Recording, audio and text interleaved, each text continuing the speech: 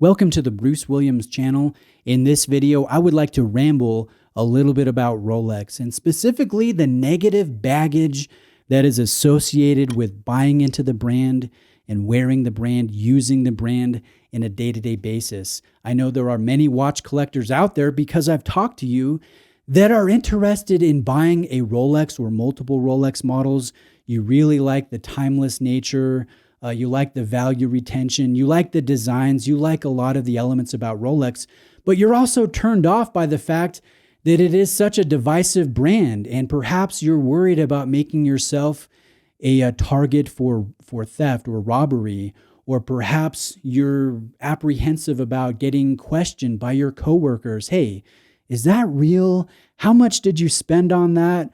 Those types of questions. So in this video, I would like to unpack the negative baggage associated with Rolex, and I'm going to come at this from the perspective of somebody who has used and worn Rolex regularly for about the past 10 years. So if you have your own opinions and experiences, I'd love to have those placed in the comment section, especially if they differ from my own.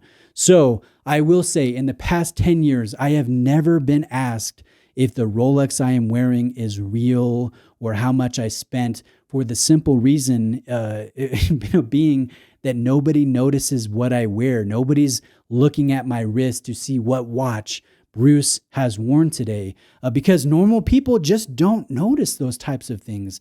It's the crazy watch collectors that are scoping other people's wrists and then making judgments about that individual based on the watch that they're wearing. So I would say most of the negativity or the baggage associated with wearing Rolex actually comes from people who love watches and not from normal people on the street or coworkers or neighbors, nothing like that. In fact, in the past 10 years, I've only been asked one time about the watch on my wrist.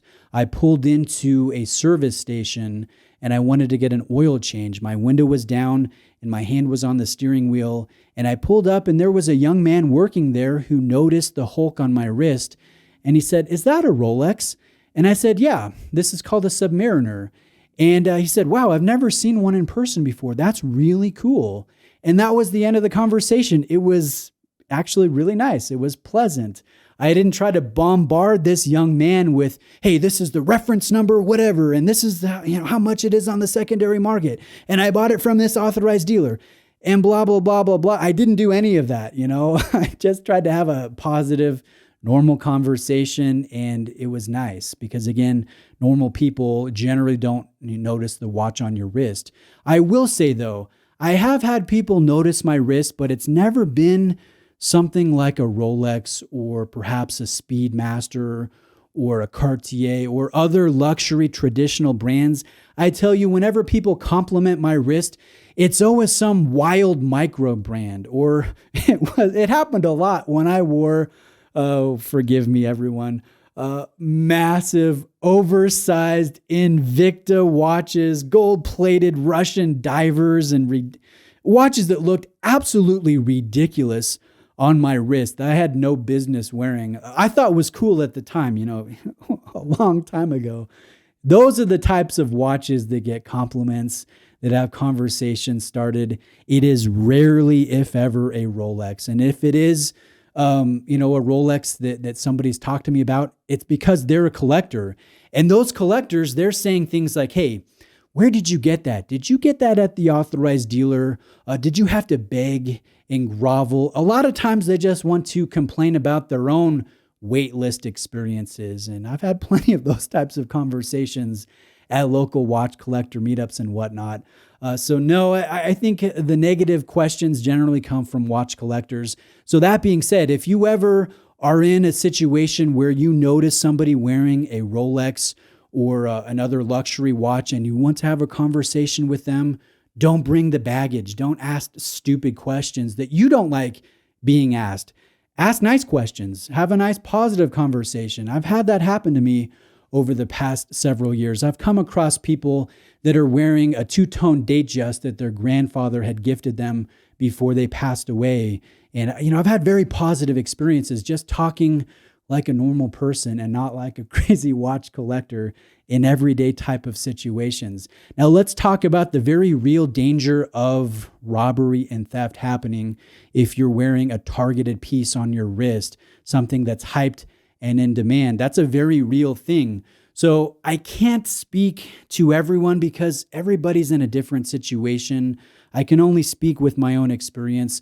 I insure my watches. I think that's the number one thing you need to do, because heaven forbid the worst thing happens and you lose that watch, you damage that watch, or that watch is lost to theft. You're not going to be out the money. So fully insure your luxury watches. You would be surprised at how easy it is and how inexpensive it is to do. I spend less than $300 a year to insure my watches. So I think that is the number one thing you need to do.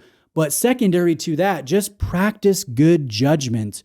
You know your situation best.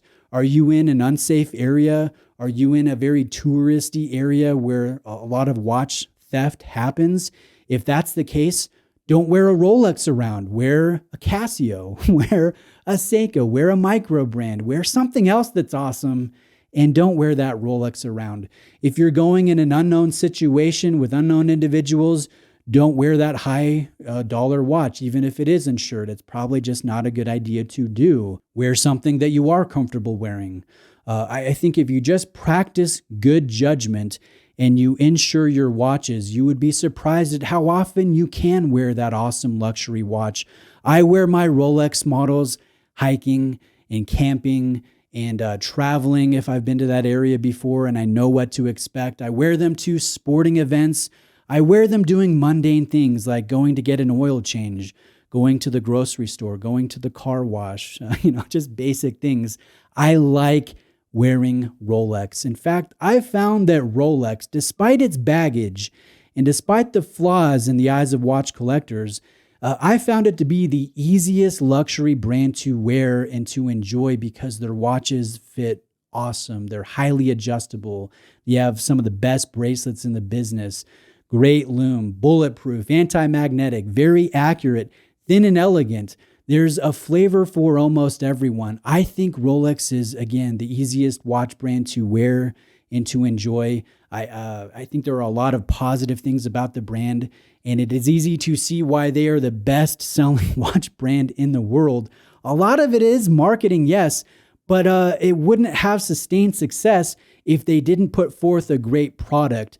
Now, this product does have baggage associated with it, but only you know if you can navigate that baggage. And again, in my experience, it's been almost entirely positive outside of some crazy watch collector conversations. So again, that's been my experience, but please let me know what your experience has been, especially if it differs from my own. So that being said, thank you for watching today. Have a great day.